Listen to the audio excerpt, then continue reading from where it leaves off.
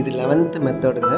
இந்த 11th மெத்தடில் பார்த்திங்கனாக்கா சப்பாத்தி மாவை உருண்டையாக உருட்டி ஒரு 10 லைனாக வச்சுட்டு நம்ம இண்டெக்ஸ் ஃபிங்கரால் ஒன்று ஒன்றா அழுத்தணும். இது எதுக்குனாக்கா ப்ரெஸ்ஸிங் ஆக்டிவிட்டிக்கு ரொம்ப யூஸ்ஃபுல்லாக இருக்குங்க. ஃபைன் மோட்டார் ஆக்டிவிட்டியில் ப்ரெஸ்ஸிங் ப்ரெஸ்ஸிங்க்கு ரொம்ப யூஸ்ஃபுல்லாக இருக்கும். இது வந்து 12th மெத்தடுங்க. இந்த மெத்தடில் பார்த்திங்கனாக்கா சப்பாத்தி மாவை பசங்களுக்கு உருட்டும், கையால் உருட்டும். பாருங்கள், கையால் உருட்டுறாங்க பாருங்கள், நல்லா உருட்டுறாங்க பாருங்கள். இது பண்ணுறதுனால என்ன ஆகுனாக்கா சென்சரி நல்லா டெவலப் ஆகும். கைக்கு நல்லா ப்ரெஷர் கொடுத்து பண்ணுறதுனால அந்த ஃபைன் மோட்டார் ஆக்டிவிட்டி நல்லாவும் மசில்ஸும் நல்லா ஸ்ட்ரென்தன் ஆகும். இது 13th மெத்தடுங்க. இந்த மெத்தடில் பார்த்திங்கன்னா குழந்தைங்களுக்கு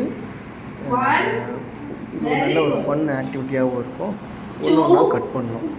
கேக்கு கட் பண்ணுற மாதிரி ஒன்று ஒன்றா கட் பண்ணிட்டு 1 2 3 சொல்லிக்கிட்டே நம்ம இதை கட் பண்ணலாம். இந்த குழந்தை பாருங்கள் ஒரு அழகாக கட் பண்ணுறாங்க பாருங்கள். இது மெயினாக வந்து ஒரு பென்சில், ஒரு ஸ்கேலை ஹோல்டிங் பண்ணுறதுக்கு, இல்லை ஒரு ஸ்பூனை ஹோல்டிங் பண்ணுறதுக்கு,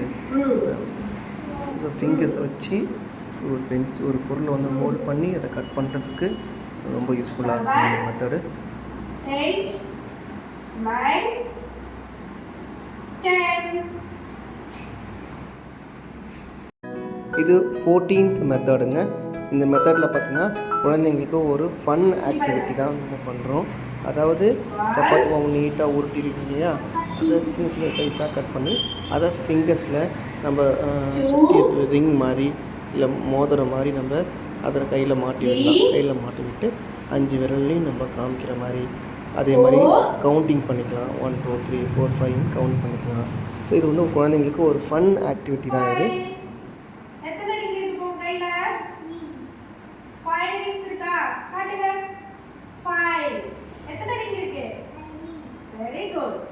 இது 15th மெத்தடுங்க.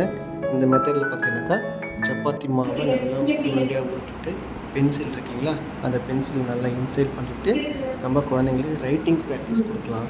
ஸோ அந்த குழந்தைக்கு நல்லா ப்ரெஷர் பண்ணி ரைட்டிங் எழுதுறதுக்கு ரொம்ப யூஸ்ஃபுல்லாக இருக்கும் இந்த மெத்தடு. அடுத்தது இன்னொரு குழந்தைய பார்க்கலாம். அதே மாதிரி நம்ம சப்பாத்தி மாவும் யூஸ் பண்ணிக்கலாம், இல்லைனாக்கா க்ளே கூட நம்ம யூஸ் பண்ணிக்கலாங்க. க்ளே பார்த்தீங்கன்னாக்கா சைனா க்ளே வாங்காதீங்க, அமெரிக்கன் க்ளே வாங்குங்க. அதேமாரி வாயில் வச்சாலும் எதுவும் ஆகாத மாதிரி க்ளே கேட்டு பாருங்கள்.